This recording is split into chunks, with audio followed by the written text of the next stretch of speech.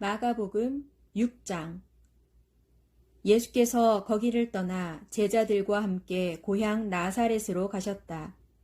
안식일이 되어 예수께서 그곳 회당에서 가르치기 시작하셨다. 많은 사람들이 예수의 가르침을 듣고는 크게 놀라워했다. 이 사람이 어디에서 이런 것들을 배웠을까?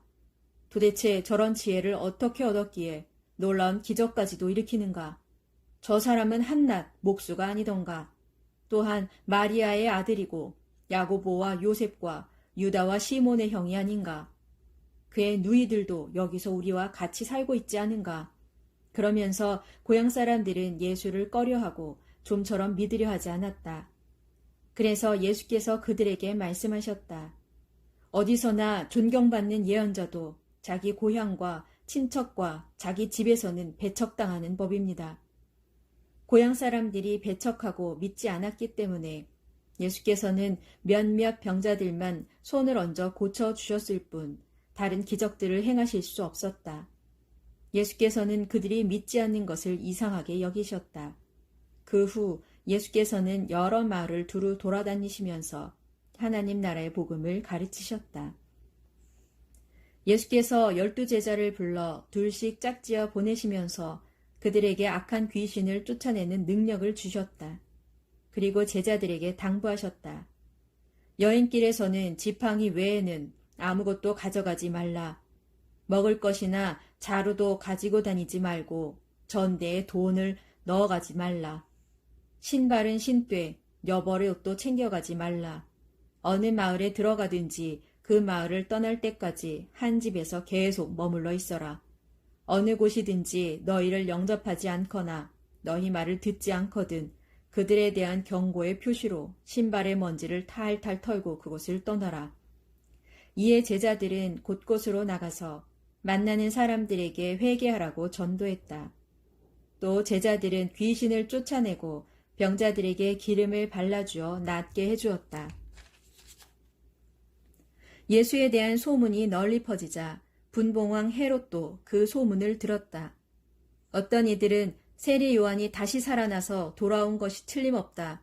그래서 그 사람이 그런 기적들을 행할 수 있는 것이다 라고 말하고 다녔고, 또 어떤 이들은 그 사람은 예언자 엘리야다 라고 말하였다. 또 더러는 그 사람은 옛 예언자들 가운데 한 사람과 같다 라고 말하였다. 이 같은 소문을 들은 헤롯은 그 사람은 내가 목을 벤 그 세례 요한이 다시 살아난 것임에 틀림없다 라고 말하였다. 일전에 헤롯은 세례 요한을 붙잡아 오게 한 뒤 감옥에 가둔 일이 있었다.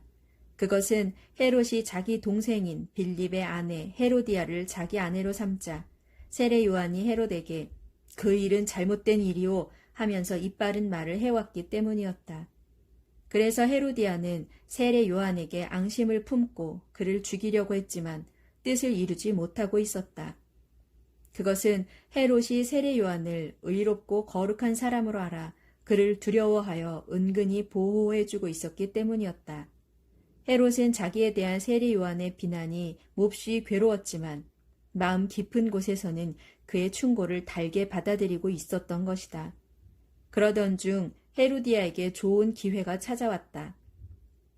헤롯이 자기 생일을 맞아 고관들과 천부장들과 갈릴리 지역의 유지들을 모두 초청하여 큰 잔치를 베풀었다. 그 자리에 헤로디아의 딸이 나와서 춤을 추어 헤롯과 손님들을 기쁘게 해주었다. 그러자 헤롯이 그 소녀에게 말하기를 내 소원이 무엇이냐 무엇이든 말해보아라. 나라의 절반이라도 원한다면 내가 떼어주겠다. 라고 공개적으로 약속했다. 그 소녀는 바깥으로 나가서 자기 어머니 헤로디아에게 무엇을 달라고 하면 좋겠느냐고 물었다. 그러자 헤로디아는 세례 요한의 머리를 달라고 하라고 시켰다. 소녀는 급히 왕에게로 돌아와 어머니가 시킨 대로 요청하였다. 지금 즉시 세례 요한의 머리를 쟁반에 담아서 제게 주세요. 그 말을 듣고 왕은 마음이 심히 괴로웠다. 하지만 많은 손님들 앞에서 공개적으로 행한 약속인지라 소녀의 요청을 안 들어줄 수도 없었다. 결국 헤롯은 세례 요한의 목을 베어오라고 명령했다. 그러자 경비병이 감옥에 가서 세례 요한을 죽인 후 그의 목을 쟁반에 담아서 소녀에게 주자 소녀는 그것을 자기 어머니에게 갖다 주었다. 세례 요한의 제자들이 이 소식을 듣고 달려와서 스승의 시체를 거두어다 장례를 치렀다. 사도들이 전도여행에서 돌아와서 자기들이 행한 일과 가르친 것들을 낱낱이 예수께 말씀드렸다. 그때 예수께서 사도들에게 말씀하셨다. 여기를 떠나 잠시 한적한 곳에 가서 쉬도록 하자.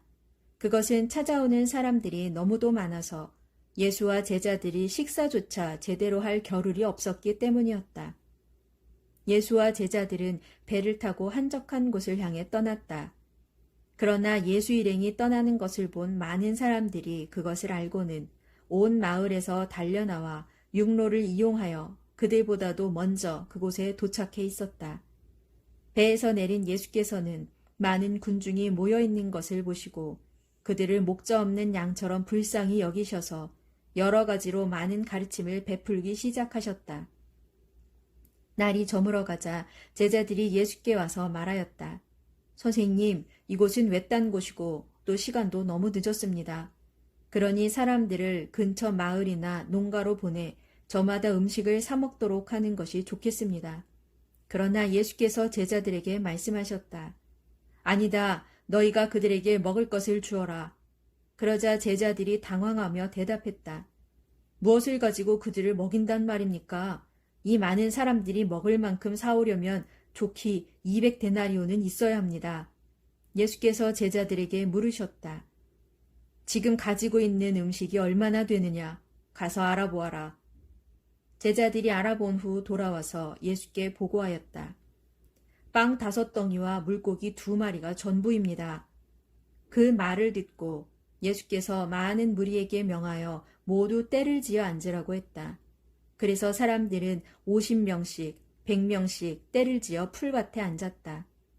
예수께서 빵 5덩이와 물고기 2마리를 손에 들고 하늘을 우러러 감사기도를 드리신 후에 빵을 여러 조각으로 나누어 물고기와 함께 제자들에게 주시며 그것을 사람들에게 나누어 주라고 말씀하셨다. 사람들은 모두 배불리 먹었다. 제자들이 먹고 남은 빵 덩이와 물고기를 주워 모으니 12광주리에 가득 찼다.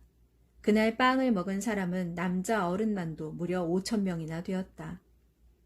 바로 그 직후 예수께서는 제자들을 재촉하여 배를 타고 먼저 갈릴리 호수 건너편의 벳세다로 가게 하신 뒤 혼자 남아서 사람들을 집으로 돌려보내셨다. 사람들을 모두 돌려보내신 다음 예수께서는 기도하러 따로 산에 올라가셨다. 밤이 되자 제자들이 탄 배는 호수 한 가운데에 나아가 있었고 예수께서는 혼자 못해 계셨다. 그런데 갑작스럽게 바람의 방향이 바뀌어 배에 거슬러서 불어오자 제자들은 노를 젓기가 몹시 힘들어졌다. 이것을 보신 예수께서는 이른 새벽에 물 위를 걸어 제자들에게 가셨다. 예수께서는 제자들을 그냥 지나치시려고 했지만 제자들이 물 위를 걷는 예수를 보고 유령인 줄 알고 비명을 질렀다.